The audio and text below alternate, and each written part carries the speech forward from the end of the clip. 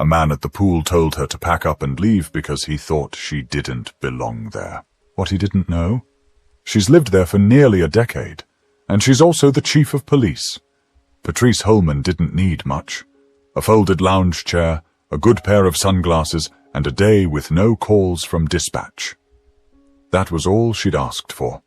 After 3 straight weeks of back-to-back shifts and enough internal meetings to make anyone question their career choice, this Saturday felt like the first real breath she'd taken in a while. It was just past noon when she stepped out her back door, sliding on a pair of sandals and cradling a water bottle under her arm. She lived in a small, gated community in Temecula, California. Quiet, middle income, mostly families, retirees, and a few tech folks who liked the suburbs. She'd lived here for over 9 years, bought the house outright, knew every board member of the HOA by name, so when she walked the short distance down to the shared pool, she felt like she belonged.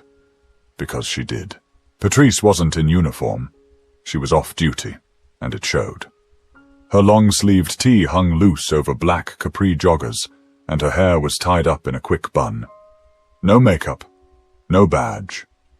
She looked like someone's tired mom. And that was exactly what she wanted. Normalcy. She stepped through the iron gate and waved at the lifeguard, a college kid named Luis, who'd greeted her a dozen times before.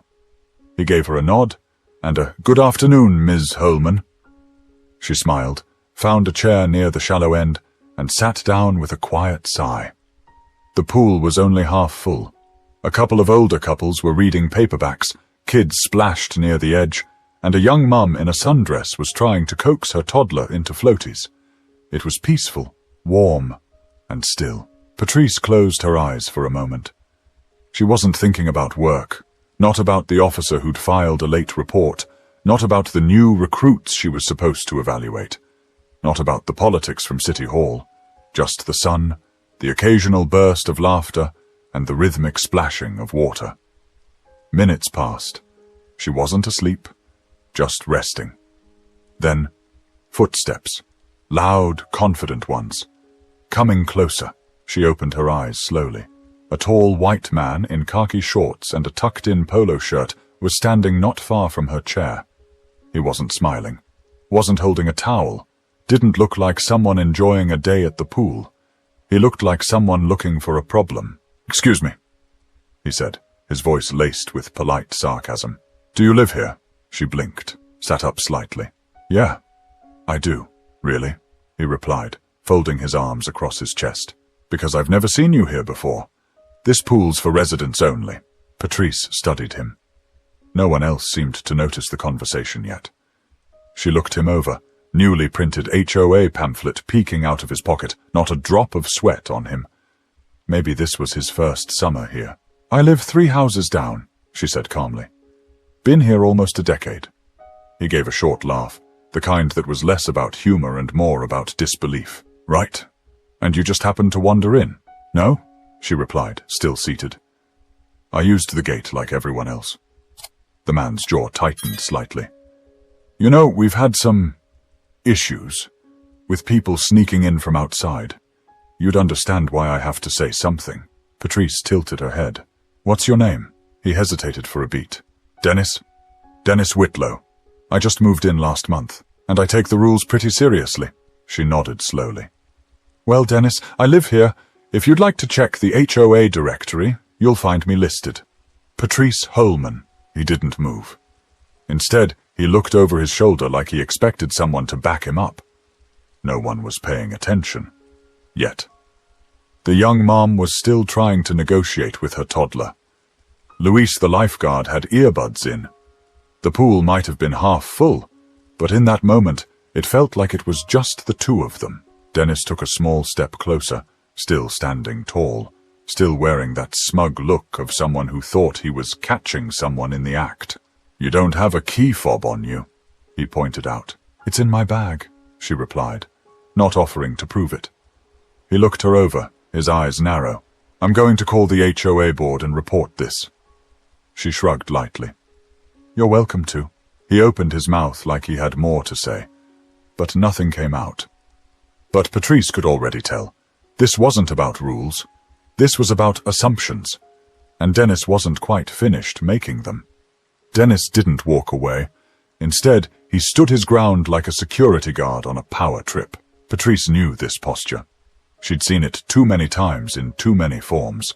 On sidewalks, at school meetings, even inside courtrooms. It was the posture of someone who'd already decided who you were, and didn't expect to be wrong. I just think it's odd, he continued, now pacing slightly, that I've been here a whole month, and I've never seen you once. You'd think neighbors would have run into each other by now. Patrice leaned back in her chair. Or maybe you've just been looking in the wrong direction. That didn't sit well with him. He let out a quick scoff. Right. Look, you can make this easy, or we can call security and figure it out that way. She didn't move. Dennis, I told you. I live here. His voice got sharper. I don't need attitude. And I don't need to be interrogated at my own pool, she said calmly, her eyes never leaving his face. There was a pause. The air around them was still relaxed, but the conversation had a weight now. A few people started to glance over. Not stare. Just flickers of attention. That's all it takes sometimes. Dennis gestured toward her bag. So, why not just show me your fob then? Because I don't owe you anything, she replied. I'm not about to prove something to a man who decided I don't belong here before I even said a word. That struck him. A muscle in his jaw twitched, but he stayed on script. You're making this harder than it needs to be. If you have nothing to hide, then what? She cut in. You'll let me stay? He hesitated, surprised that she'd spoken up so directly. Patrice wasn't angry. Not yet. But she'd spent over 25 years in law enforcement. She'd trained officers in conflict de-escalation. She knew exactly what Dennis was doing, trying to control the narrative, force compliance, make her smaller so he could feel taller. I don't need your permission, she added. At that moment, an older man with a baseball cap from a nearby lounge chair turned his head. He'd been reading a paperback, but clearly couldn't ignore the tension anymore. You all right over there, Patrice? He asked. Dennis blinked. Patrice nodded to the man. I'm good, Carl. Thanks. Dennis looked between them. The shift was almost imperceptible, but it was there. The realization that someone else recognized her, that maybe she wasn't the outsider he thought she was. Still, his pride wouldn't let him back off just yet. I just don't see why it's a big deal to confirm, Dennis muttered, now quieter but still persistent. This place has rules for a reason. Patrice sat up a little straighter. Her voice stayed low. You saw a black woman sitting alone and decided something was off. You didn't ask. You accused. You didn't check facts. You made assumptions. And now you're doubling down because you're embarrassed. He opened his mouth, but nothing came out. Not right away. It's not about that. Then what is it about? She asked, genuinely curious. Because you walked over here like a mall cop with something to prove. That stung. His mouth twitched. He looked over at Carl, then back at her. The pool was quieter now. Conversations hadn't stopped entirely, but there was a shift in the mood. Awareness. A few people were listening without looking like they were. I didn't mean to come off wrong, Dennis said finally, though the apology didn't sound like one. I just care about the community, that's all. And I've been part of this community longer than you've known how to spell the zip code, she said. Another pause. He didn't know what to do with that. She waited. He cleared his throat and took a step back, as if preparing to walk away. But his ego had one more line to get out. Look, he said, voice slightly strained. If you really live here, I guess there's no harm in showing proof. That's all I'm saying. But Patrice wasn't going to play by Dennis's rules. And soon enough, she wouldn't have to say a word to prove who she was. Dennis lingered. He wasn't yelling. He wasn't swearing. But Patrice knew this kind of confrontation didn't need volume to be aggressive. It was the way he positioned himself, blocking the sun a little, always just close enough to make his presence known, but far enough that it couldn't quite be called harassment. She let him stew in his own awkward silence for a few seconds before reaching into her tote bag. Not for her badge, yet, but for her water bottle. She unscrewed the top, took a sip, then calmly leaned back again like she had all the time in the world. "I don't know what you think is going to happen here," she said without looking up. Dennis crossed his arms. "I think you're making this into something it doesn't have to be." She looked at him now. "No, I think I'm watching you make it into something. You walked up with assumptions, and now you don't know how to back out without looking foolish." From across the pool, someone was watching. A teenager, maybe 16 or 17, sitting at the edge of the water with her phone in hand. She wasn't filming, yet, but her attention was clearly fixed on the conversation. Patrice noticed. So did Dennis. "Is this where you're going to make a scene?" he asked, trying to turn the tables. "No," Patrice replied. "But you already are." Luis, the lifeguard, finally noticed the energy shift. He pulled out one earbud and sat up a little taller. He wasn't getting involved. Yet. But even he could sense the situation teetering. Dennis exhaled through his nose and shook his head. "Unbelievable. I try to look out for the community, and this is what I get." Patrice raised her eyebrows. "No, what you're getting is pushback. Because you're not looking out for anyone. You're trying to control a space you just moved into." He scoffed loudly. "Wow. Okay, so now I'm the bad guy." "You're the loud guy," she corrected. The teen by the pool cracked a small smile at that. Dennis didn't. "I'm just saying," he continued, voice tight. "Rules matter. I've got a daughter. What if someone shady came in here pretending they lived here?" Patrice blinked. "And you decided I looked the part?" He paused again. That pause told her everything. "You think you're subtle, but you're not," she said. "You saw me. You judged me. And now you're scrambling because I didn't give you the reaction you expected." Dennis shifted his weight from one foot to the other. He was unraveling, slowly, still holding on to a sliver of perceived moral high ground, but the ground beneath him was getting shaky. "You could have just shown the fob, proved me wrong and ended it. Or," she said, "you could have walked over here like a decent person, introduced yourself, and asked if I was new to the neighborhood. Instead, you came in hot, assumed I was trespassing, and now you're mad I didn't jump when you barked." His face flushed. Not bright red, but enough to see he wasn't used to being spoken to that way, especially not by someone who refused to be intimidated. From the side of the pool, the young mum with the toddler was watching now too. She didn't intervene, but she stepped a little closer to her child like she was bracing for something. Dennis looked around. The audience was growing. He straightened his back. "You know what? I'll talk to the HOA board. Let them sort it out." "You do that," Patrice said. "Be sure to tell them exactly what you said to me when you walked up." That made him pause again. "I've lived here 9 years, she added. "Served on the security committee twice. My name's on the HOA website under neighborhood safety." Dennis blinked. "Really?" he asked, his voice quieter. "Really?" Luis finally stood up, sensing things had reached a tipping point. "Everything okay over here?" he called out. "We're fine," Patrice answered. Dennis was clearly caught between retreating and pretending this was all still reasonable. But before he could speak again, a voice came from one of the lounge chairs behind him. "Patrice!" a woman called out. "You want us to call Ken from the board? He's at home right now." It was Mrs. Florence Godwin. She'd lived in the community longer than anyone.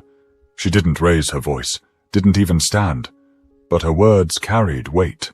Patrice gave her a small wave. "No need, Flo. Just a little misunderstanding." But Dennis was finally starting to realize that maybe, just maybe, he wasn't as in control as he thought, and his next move would say a lot more than his first. Dennis opened his mouth to speak again, but now it was different. The words didn't come as quickly. His posture changed.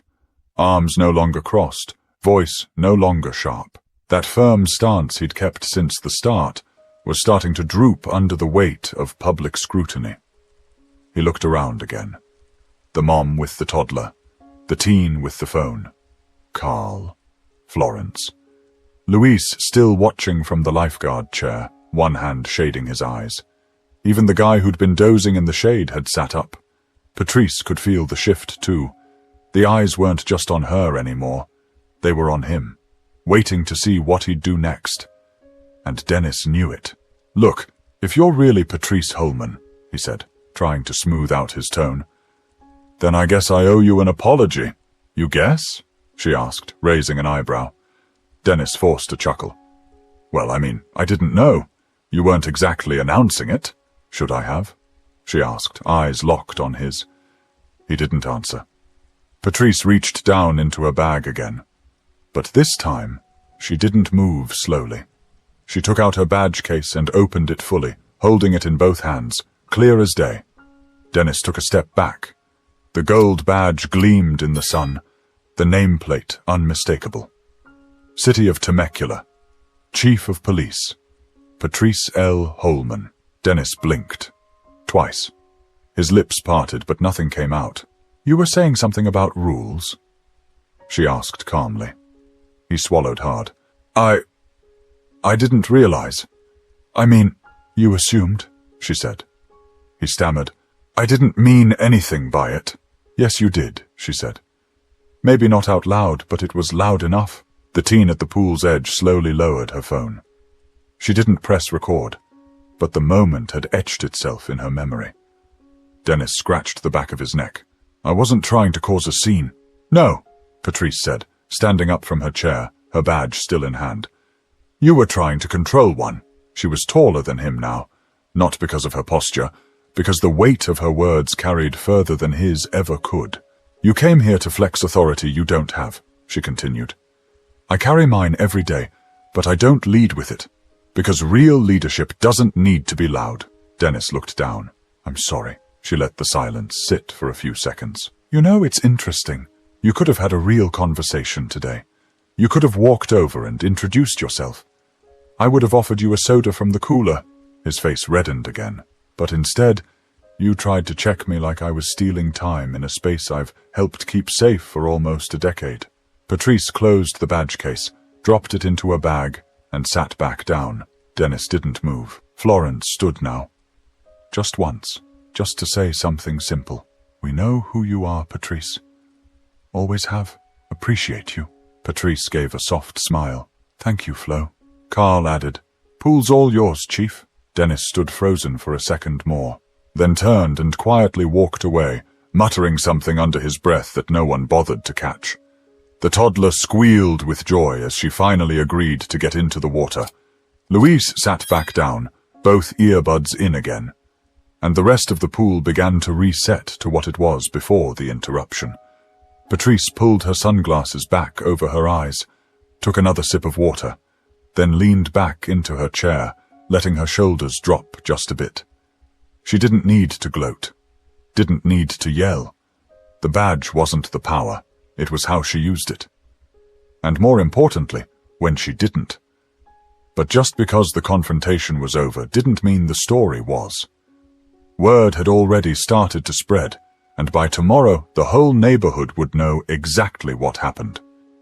By late afternoon, the sun had started to dip low enough to cast long shadows across the sidewalk. Families packed up beach towels, kids begged for 5 more minutes in the water, and the scent of sunscreen lingered in the breeze. But the conversation? That stuck around. Patrice didn't have to say a word. As she left the pool, towel draped over one arm and her sandals tapping gently against the pavement, heads subtly turned. Not in the way people gawk, but in that familiar ripple of curiosity and hush that follows when something worth retelling has just happened. She could hear it as she passed a pair of neighbors by the parking lot. "Did you see what happened with the new guy? That's Patrice Holman, right? The police chief?" "Yep." Poor man had no idea who he was messing with. Later that evening, she stood in her kitchen preparing a simple dinner.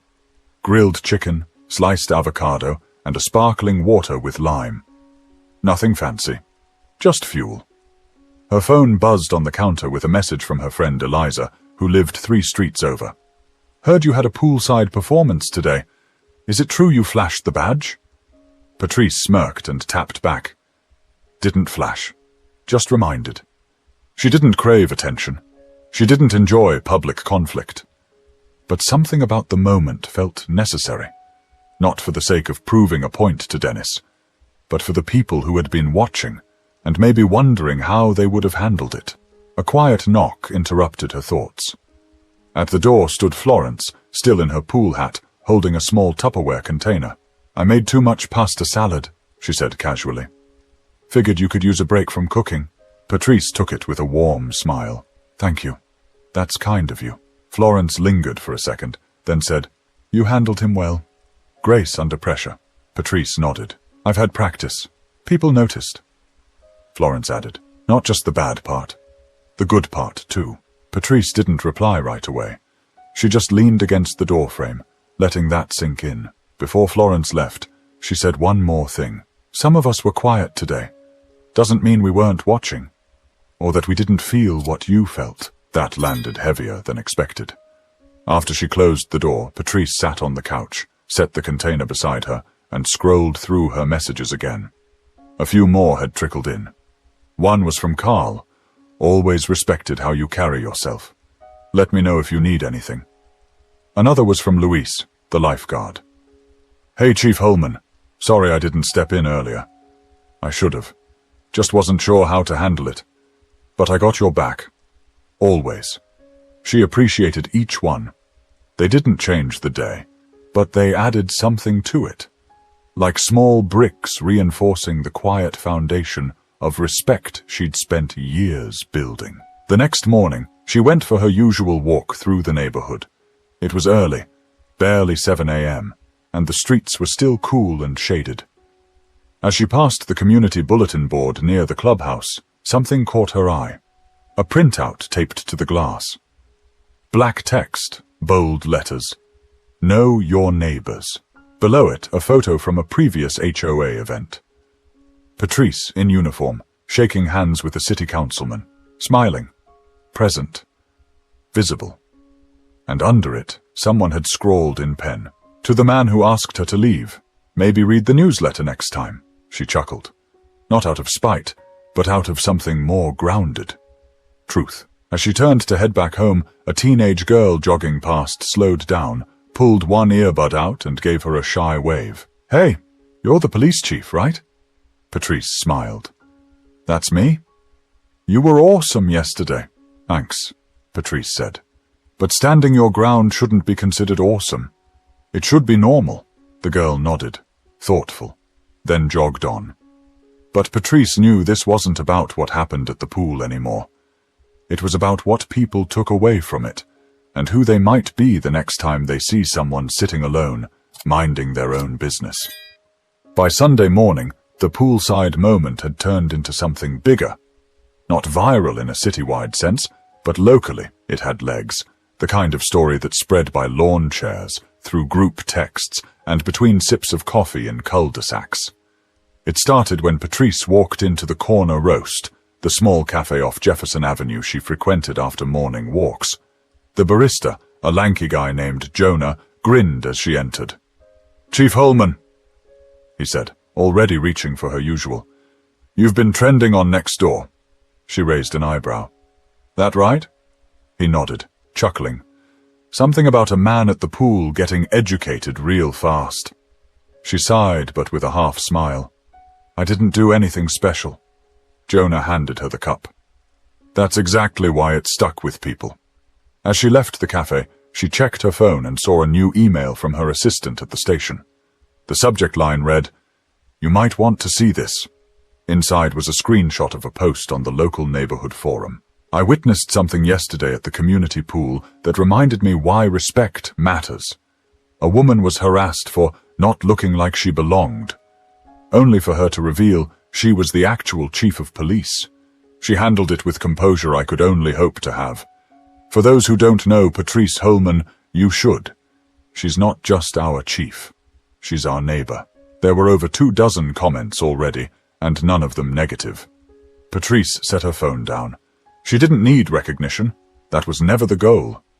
But it meant something to see people talk about respect without needing it to end in an argument.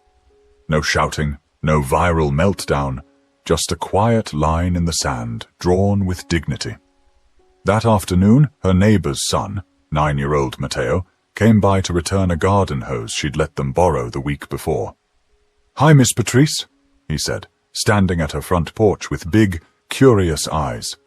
"Is it true you arrested a man at the pool?" She laughed. "No, honey, I didn't arrest anyone." He frowned slightly. "But my mom said he got really scared when he found out you were the boss of the police." Patrice bent down a bit, eye level with him. He wasn't scared. He was just surprised. Sometimes people judge others too quickly. It's better to ask than assume. Matteo thought about that. Like when someone looks mean but they're just tired? "Exactly," she said. He handed her the hose. "You're really cool." She smiled. "Thanks, Matteo. So are you." After he left, Patrice stood in her doorway for a while, just thinking. About the day before. About all the days before that. About how many times she'd been second-guessed, talked over, or brushed aside because of her appearance, her skin, her gender, her age. None of that was new. But this time, the people who watched had seen something different. They saw what patience looks like, what restraint looks like, what it means to not take the bait. And in that, maybe a few of them would recognize something in themselves next time they found themselves watching, either too afraid to speak or unsure what side of the line to stand on. Patrice didn't need to change Dennis Whitlow. That wasn't her job. But maybe someone else at that pool, one of the kids, one of the neighbors, even that teenager with the phone, might think twice the next time they see someone getting cornered for simply existing in a space they've earned the right to be in. She took a deep breath, stepped back inside, and placed the garden hose by the back door. Her badge sat on the kitchen counter, still in its case. It hadn't moved since yesterday. And yet, somehow, it had done more work in 10 minutes by the pool than some people did in years behind a desk. But it wasn't the badge that made the statement. It was the calm behind it. And calm, in moments of pressure, is louder than noise will ever be. Monday morning rolled in, and with it came the slow return to routine. Garbage trucks rumbled down the streets. Sprinklers clicked on just before sunrise. Somewhere down the block, a neighbor's dog barked at a passing jogger. Inside her home, Patrice was getting dressed for work. The uniform was pressed, the badge polished, the same routine she'd followed for over 2 decades, yet somehow it felt different today. Not because of what happened, but because of what it revealed. She glanced at herself in the mirror, fixing the collar on her shirt. There was nothing special about her reflection, just a woman over 50 who had worked hard to earn her position, someone who'd chosen responsibility over recognition, and professionalism over pride, more times than she could count. What Dennis tried to do at the pool wasn't new. It wasn't shocking. It was quiet, practiced, and familiar, and that's what made it so dangerous. Because moments like that often go unnoticed, unchecked. They slip through cracks in everyday life, wrapped in politeness and concern. But not that day. That day, he got the full mirror, clear, honest, and unflinching. As she poured her coffee, her phone buzzed again. This time it was from Ken, the HOA board president. "Heard about the pool incident. Don't worry, I spoke to Dennis this morning. He won't be bothering anyone again." She stared at the message for a second, then typed back a short reply. "Appreciate it. Let's focus on making sure no one else thinks they have the right to do what he did. Because that was the real point. It was never just about Dennis. It was about the quiet moments people let slide, the ones that chip away at dignity without leaving bruises, the ones that hide behind phrases like, just asking questions, or just trying to help. The ones that teach younger generations how to doubt before they understand. Later that day, a city employee brought Patrice a stack of mail that had been delivered to the wrong department. She flipped through it absent-mindedly until one envelope caught her attention. No return address. Handwritten. She opened it. Inside was a short note. "Chief Holman, I don't know you personally, but I saw what happened. I saw how you handled it. My daughter did too. I think she learned more in 10 minutes watching you than she has in a year of school. Thank you for showing us the difference between authority and grace. It didn't have a name at the bottom. Just the words. A neighbor. She folded the note gently and slid it into her desk drawer. It wasn't about being a hero. Patrice didn't believe in that word. It was about being present. Holding the line. Not just for herself, but for every person who's ever been made to feel small in a space they had every right to exist in. And the next time someone tries to use arrogance as authority, she hoped they'd remember her, because sometimes silence can speak louder than shouting, and a calm, "I live here," can hit harder than any comeback. So if you ever find yourself in Patrice's shoes, in a moment where someone decides you don't belong, remember this. You don't have to raise your voice to stand your ground. You don't need to prove yourself to someone whose mind is already made up. And you definitely don't need to shrink so someone else can feel big. Carry yourself with the quiet kind of power, the kind that speaks for itself. And when people are watching, especially young ones, show them what self-respect looks like when it's calm, unshaken, and undeniable. If this story made you stop and think, even for a second, hit that subscribe button. Because we'll keep sharing stories like this. Stories that feel real, that speak the truth, and remind us that dignity is never something you need permission for.